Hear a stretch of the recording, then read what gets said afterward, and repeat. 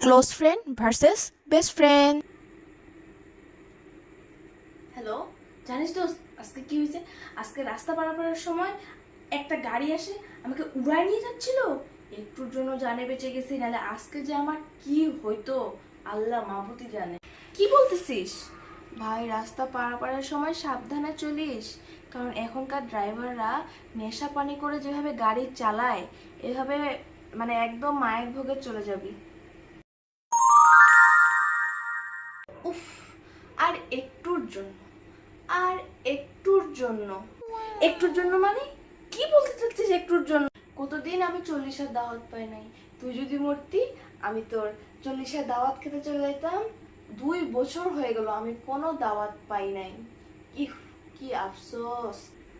রাখ কুত্তা, রাখ ফোন। তুই আগে মরবি, তুই আগে মরবি। তোর 40-এ আমি আগে যাব। তুই আমার 40-এ আসার চিন্তা